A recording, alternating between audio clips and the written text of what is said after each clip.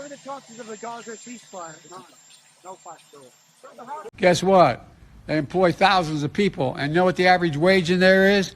$112,000, and you don't need a college degree. This is my video update from Athens, Greece on this Friday afternoon, November the 10th. Let's talk about some news before the rain really starts coming down here in Athens. So that was Joe Biden speaking to the media and saying that there is no possibility for a ceasefire in Gaza. No possibility, none. That is what Biden told the media when they asked him about a possible ceasefire in Gaza, a 3 to 5 day ceasefire that Axios reported on a couple of days ago. Biden said that there is no possibility for this ceasefire. Now, the government of Netanyahu in Israel, they appear to be moving towards a position where they will allow 4 to 5 hours of a fighting pause in order to allow humanitarian aid to get through, in order to create humanitarian corridors and to work on the release of hostages. So the Netanyahu government, they're not going to give Biden the 3-day fighting pause that he was asking for, but they will give him these hourly pauses in the fighting. And these hourly pauses in the fighting, they could result in, over time, they could result in longer pauses in the fighting, and eventually you could have 2 to 3 day pauses in the fighting. The more hourly pauses you get, eventually you can get to longer pauses in the fighting. But at the moment, that is what the Netanyahu government is going to give the Biden White House. And of course, the Netanyahu government, Netanyahu himself, actually, he wants to avoid a long ceasefire because he understands that the longer the ceasefire, the closer you can get to some sort of a substantive pause to the fighting, maybe even an exit to this war. And for Netanyahu, this could be the end of his administration. This could be the end of Netanyahu as prime minister in Israel, and then all the court cases for Netanyahu come into effect. So he understands that a long ceasefire works against him. So he's trying to avoid a very long ceasefire. That's why he's agreeing, under a lot of pressure, he is agreeing to these hourly pauses in the fighting. But Netanyahu is saying no 3-day ceasefire. Biden is also under a lot of pressure, the Biden White House, and they're trying to get a 3-day ceasefire because they need some breathing room. The Biden White House needs some breathing room because the entire world blames the Biden White House for everything that is happening in Gaza. The entire world is putting the blame on Biden and the Biden White House for the horrors that they are seeing. Oh boy. Now the rain is coming down, for the horrors that they are seeing unfolding in Gaza. So I'm just going to stay right under this tree for the time being. CNN, they put out an article with the title, Biden administration privately warned by American diplomats of growing fury against the U.S. in the Arab world. And basically, the CNN article says that American diplomats in the Middle East and throughout the Arab and the Muslim world, places like Egypt, for example, they are relaying back to the Biden White House that the world is very pissed off with Biden and the way he has been handling the war in Israel and in Gaza. And they're putting the blame squarely on Biden. They are blaming Biden for everything that is happening and for all the horrors that are taking place in Gaza. It is all Biden's fault, according to this CNN article. So Biden is he has some difficulties in the United States with his 2024 campaign and a loss of support in the U.S. for his handling of the war in Israel and everything that is happening in Gaza, and international support is turning on Biden as well. So he wants some sort of 3-4 day pause because he wants some breathing room. This has not worked out well for the Biden White House. Of course, on the other side of things, you have the neocons who are saying, of which Biden is a neocon, but you have these really hardcore neocons who are saying, we don't want to pause in the fighting because we want to continue to move our military assets into the Mediterranean, because the neocons understand that the longer this war continues, the better a chance they have to get a conflict with Iran. And so you see all kinds of U.S. military assets, submarines now. Submarines are moving into the Mediterranean, and fighting. Fighting is breaking out almost on a daily basis in Syria, in Iraq. The U.S. base in Syria, which it illegally occupies. The U.S. bases in Iran, they are coming under fire. And thinking now, maybe I should put on my dead cat. Big gust of wind.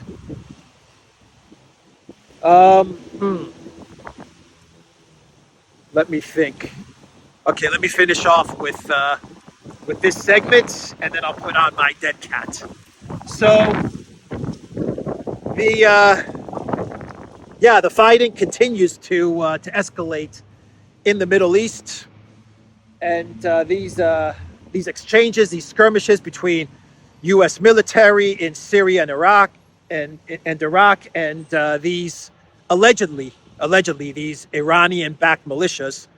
If you believe the United States, these are Iranian-backed militias, but who knows? But these skirmishes and these exchanges between these Iranian-backed militias, well, it's not going to take much for something to happen or for something to trigger a full-on conflict between the United States and Iran, and that is what the neocons are banking on. So, you know, it's such a messed up situation. What a messed up situation for the entire world, but even for the Biden White House. What a messed up situation they have gotten themselves into. The neocons, they're itching for war with Iran. The Biden White House is absolutely for war with Iran, but they understand that the more this war continues in Israel and in Gaza, the more it jeopardizes their 2024 election. So it's a complete freaking mess. Anyway, let me put on my microphone, my dead cat here, and I'll see if I can finish out the video before the rain really starts to come down. One sec. I am back with my dead cat on my mic, and so the wind, you can't do anything now to ruin this video. Now the rain, yeah, you can ruin this video, but the wind, we are protected from the wind, so the audio should come out pretty good. All right, so that is the situation in the Middle East, all around, looking very bad. It's a very dangerous situation unfolding in the Middle East. And let's switch gears now and talk about what happened in Spain yesterday. Wow, what a development in Spain. So the Sanchez government, the ruling government that, I guess you could say that they lost the elections back in July to the People's, is it the People's Party? The PP, the PP party, that's what they go by, the People's Party in Spain, which is considered to be a center-right party. Sanchez is considered to be, I guess, a socialist center-left, but globalist. Sanchez is part of the cool kids club in Brussels, right? And his party came in, I believe they came in second in July during the parliament vote that took place in Spain, but we have still not seen a coalition government form. And yesterday, Sanchez, he took a very controversial decision. And in order to form a coalition with the parties, the Catalonian separatist parties, I guess you could call them the Catalonian separatist parties, he granted amnesty to many of the people that were involved in the Catalonia separatist independence breakaway movement in 2017. I hope I'm getting this right. People like what's his name, Puigdemont, who actually had to leave Spain because he was wanted on these charges of trying to bring down the government of Spain, the sovereignty of Spain, because he was in charge of the separatist independence Catalonian movement, depending on which side you're looking at it from. But he was wanted in Spain, and so he actually fled the country. Well, you have these parties, two parties to be more precise, in Spain, smaller parties that the Sanchez party decided to go into coalition with. Now, these are parties that call for the region of Catalonia to get independence, to break off from Spain. And the Sanchez government decided to grant amnesty to a lot of the people who were leading these parties or who were involved in this movement in Catalonia. And he granted an amnesty in return for them to agree to go into coalition with his government, which now gives Sanchez the ability to form a government, something that the party that won the parliament elections, the PP, the People's Party, has not been able to do. They have not been able to form a coalition. And this is a hugely controversial move. And you saw a lot of nationalists in Spain, patriots, nationalists in Spain, coming out to protest this granting of amnesty that Sanchez gave to these two smaller parties. And yesterday you had the former leader of the People's Party, who goes by the name of Vidal-Quadras.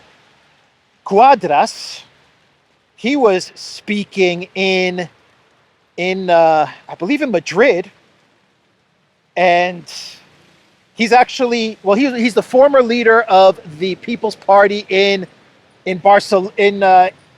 Catalonia, in Barcelona. And he's 78 years old, and he was speaking in Madrid yesterday, and there was an assassination attempt on this guy. They shot him in the face.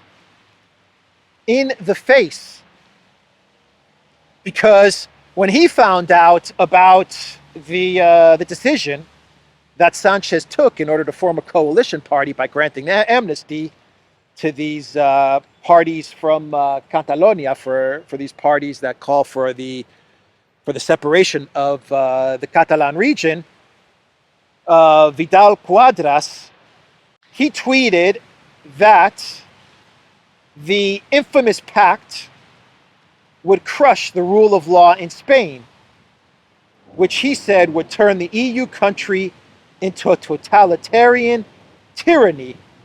And Quadras added that we Spaniards will not allow it. And then he was shot in the face. He's, from what I understand, he's making a recovery, and it's not fatal, but wow. And so all kinds of protests broke out in Spain between nationalist, let's say patriot nationalists, and say socialist left, I guess you could say. if you want to call it that. But, you know, the main takeaway that I'm getting from this is that the globalist favorite, which is Sanchez, the EU globalist insider, which is Sanchez, figured out a way to stay in power by going into power with these two smaller parties and granting amnesty to their leaders. And this is pissing off a lot of people in Spain. So quite a development that took place in Spain yesterday. I hope I summarized it well, but that's what happened. And these fights between the nationalist patriots and the socialist left, well, they were going on in Madrid and Barcelona, and I don't know if there still is fighting taking place, but wow, what a development in Spain. And how about we talk about the what do I want to talk about here? The repo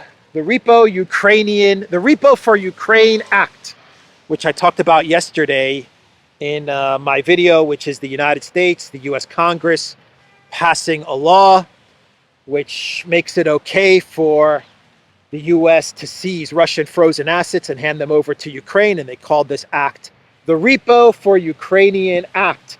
And we have our first response from Russia. Peskov, he said in a statement yesterday after hearing about this Repo for Ukrainian Act, he said that Russia will retaliate, and it's not going to be a tit-for-tat retaliation, but it will be in the best interests of Russia. And the U.S. should be aware that Russia is going to retaliate if Russian frozen assets are seized. And we have the first, what looks like to be the first retaliation from Russia, and that is that President Putin, he signed a decree to give Russians who have seen their assets frozen in NATO countries a share of assets of NATO countries currently blocked by Moscow. So basically, Putin is saying, okay, you're going to take our frozen assets in the West. Well, we're going to take your frozen assets here in Moscow. We're going to take your assets, which are here in Moscow, and we're going to give them to people who have lost their assets in the collective West. This is going to piss off a lot of people in the collective West. You know it. This is going to really piss off a lot of businesses and a lot of people in the collective West who are going to now have their assets, which are in Russia, given away to Russian nationals.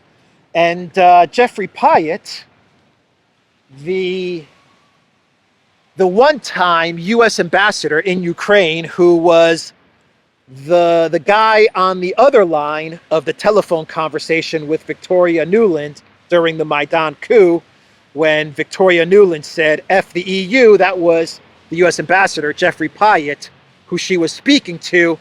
Well, Jeffrey Pyatt, he was giving testimony to, I believe, the Senate or Congress, the House, I'm not sure exactly which chamber, but Pyatt said that the U.S. is working on a plan to squash Russia's LNG endeavors in the Arctic. That is what Pyatt told U.S. senators and or U.S. House representatives. One second here. Speaking on Wednesday at a Senate Foreign Relations Committee hearing, the U.S. national security interests in Ukraine, Pyatt stated, and I quote, "Last week, for instance, we leveled new sanctions against the Arctic LNG 2, which is Novatek's flagship product." Novatek is the Russian company that is working on building LNG terminals in the Arctic. Pyatt said, "Our objective is to kill that project," claiming that the project had been set up with the aim of turning Russia into the world's largest LNG exporter. According to Pyatt, Russia's plans are being stifled by sanctions imposed through cooperation between the U.S. and its allies in the G7 and beyond. So Pyatt is telling the Senate Foreign Relations Committee that the U.S. is actively working via their partners and sanctions to squash Russia's LNG projects in the Arctic. Kind of like how they squashed, I don't know, maybe how they squashed a certain pipeline from Russia to Germany. Maybe, I don't know, maybe. Just saying, or was that Zelensky? That was Zelensky, the Andromeda, the skipper Gilligan, Professor Marianne Ginger, and his wife. Marianne Ginger and his wife. I'm not saying that right. The millionaire and his wife, Marianne Ginger, the Professor Gilligan, and the skipper. Yeah, this sounds a lot like what might have happened to the Nord Stream pipeline. Maybe, just saying. But Putin, about a week ago, he said something interesting in a statement that he made, and I talked about this in my video update. Putin said now that the conflict in Ukraine is being lost by the collective West and NATO, and they understand that, he said that Russia should be prepared for Western sabotage efforts on Russian projects and Russian infrastructure and stuff like that. Putin said that just last week, and now you have Payet speaking to the Senate and saying that the U.S. is actively working on sabotaging Russian LNG projects and LNG terminals. Boy, Payet should not be underestimated. He is one of the most effective Russia haters in the U.S. government. He was the ambassador during the Maidan coup, and he completed the job of overthrowing the Yanukovych government. That was Payet. Payet was ambassador here in Greece, in Athens, Greece, for 5 years, and he did a great job. We are talking a superb job in making sure that relations between Greece and Russia were destroyed, absolutely demolished and destroyed. He did a great job there. And he also did a great job in making sure that the Greek Orthodox Church and its relationship to the Russian Orthodox Church was destroyed. That was Payet as well. He did a great job there as well. So Payet is a very effective Russia hater. Anyway, Putin was in Kazakhstan, inking a whole bunch of business partnerships. Me and Alexander talked about this in a video that we made for the Duran a couple of days ago, and we said that Russia's economy is absolutely booming, 3% growth. It's booming so much that it's overheating. And one of the issues that Russia has right now is it's got full employment and it has so many job offerings, and the economy is doing so well that it doesn't have enough people to fill those job openings. And we said in the video that one of the things that Russia will do is that they'll open up factories and plants and create business partnerships with neighboring countries. And that is exactly, after we did that video, which was I think about like 4 days ago, that is exactly what we see Putin doing in Kazakhstan, going to Kazakhstan and inking deals to open up factories and stuff like that in cooperation with Kazakhstan, and in order to fill the demand that the Russian economy is now experiencing. And after Kazakhstan, Putin, he went to Rostov-on-Don to meet with Shoigu and Gerasimov. And they did talk about the military operation in Ukraine. They looked very relaxed. They looked very confident.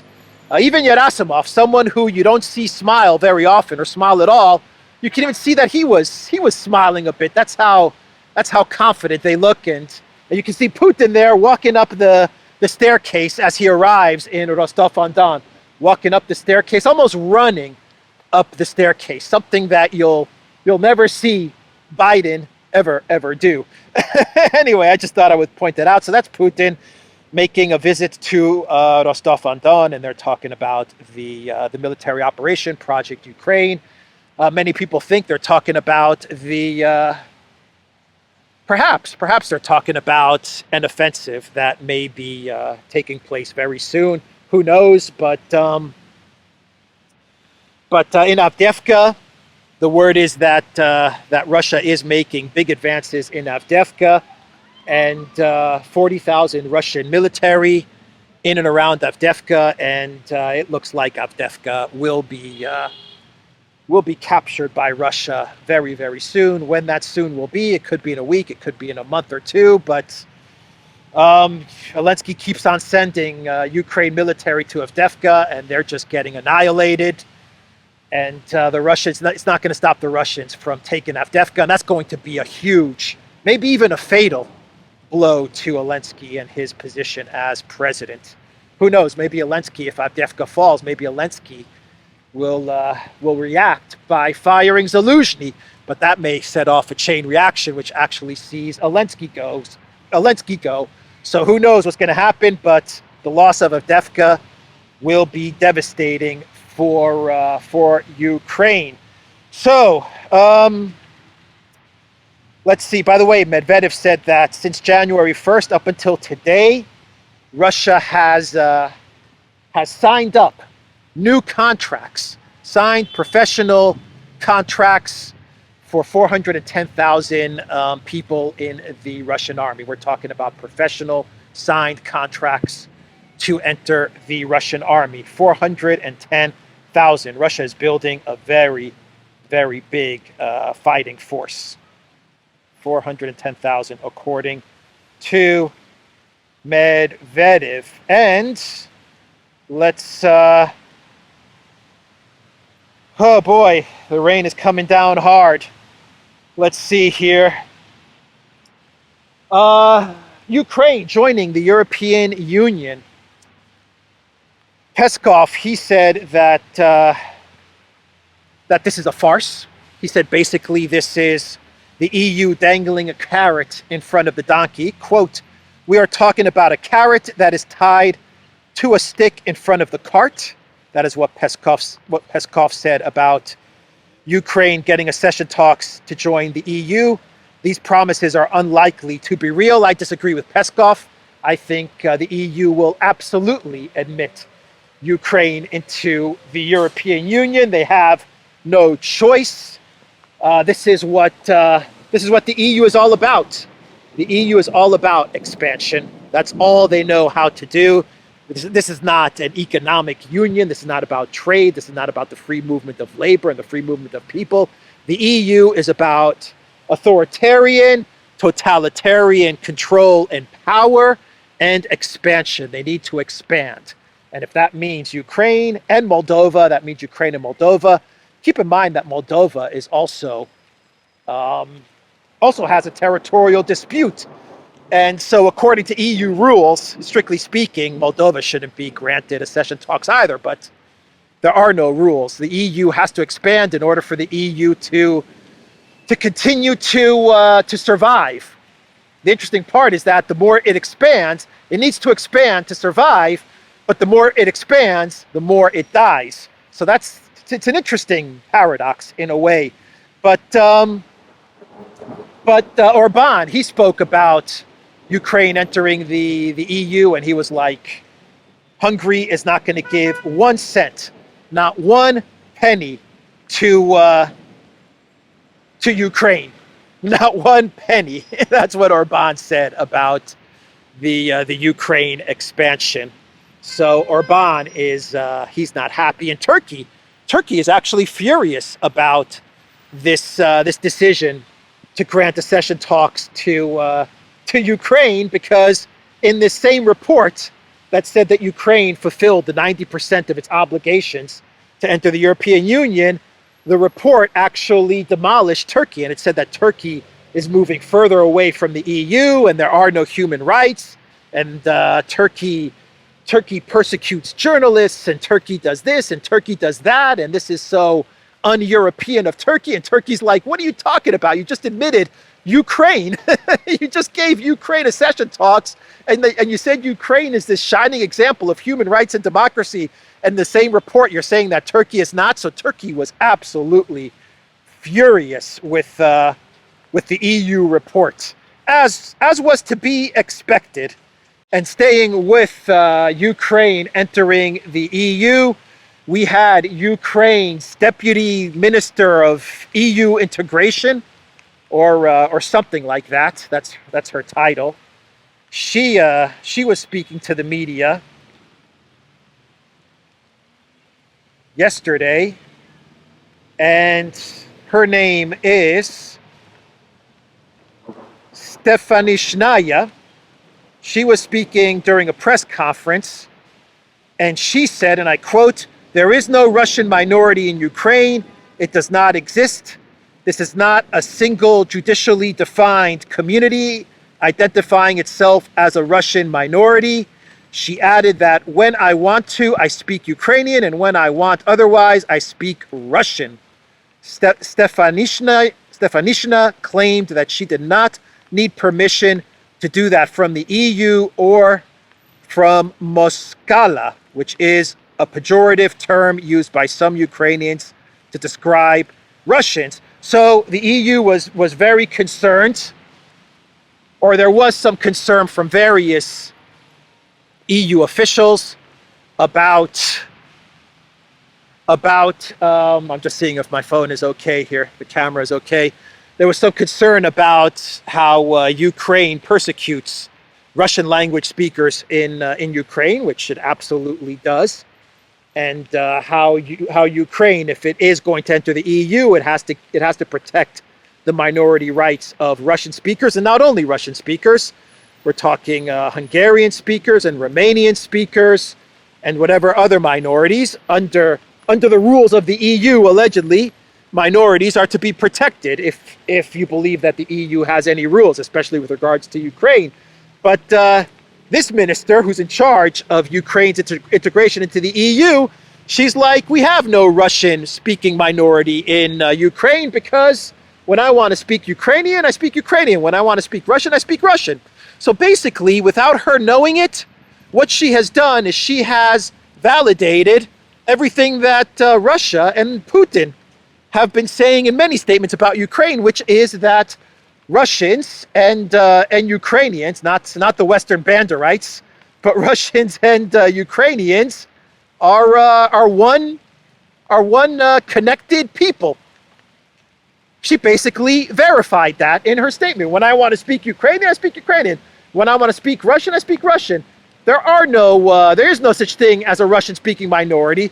She basically confirmed everything that Putin and many Russians and many Russian analysts has been saying now for a long, long time, which is that Russians and Ukrainians, not the Banderites in the West, but Russians and Ukrainians, well, they're one connected brotherhood or sisterhood or cousins or whatever you want to call it. So what a self-own from this minister in Ukraine. Anyway, let's do a clown world. We'll wrap this video up. And how about Elensky speaking at the Reuters next conference? I talked about this conference yesterday in my video, where he said that Ukraine has a plan. Well, Elensky also talked about his love of dogs during this conference, the next conference. Elensky, you're next. Anyway, Elensky said, dogs are always funny and seem to be a better option for Earth than humans, considering the many conflicts around the world. That is what Elensky said. Sometimes I'm looking at these and think that the best way, if this planet will be the planet of dogs, he added. Sometimes I don't understand people, really, just crazy people. And the audience, they laughed at Elensky's remarks, Elensky's joke, if this was a joke. Elensky loves dogs. He thinks people are crazy. Dogs are funny. And then Elensky said, but problem with dogs is they can't give me money. So dogs, they funny. People crazy, but I like money. And people give me money, so I like people. Anyway, that's the video, everybody. I apologize for the rain and for everything. If this made the video a bit bumpy, sorry about that. TheDuran.locals.com. We are on Rockfin, ODYSEE, BitChute, Rumble, Telegram, Twitter X, and go to the Duran shop. 20% off. Pick up a Duran hoodie. Use the code TheDuran20. Take care.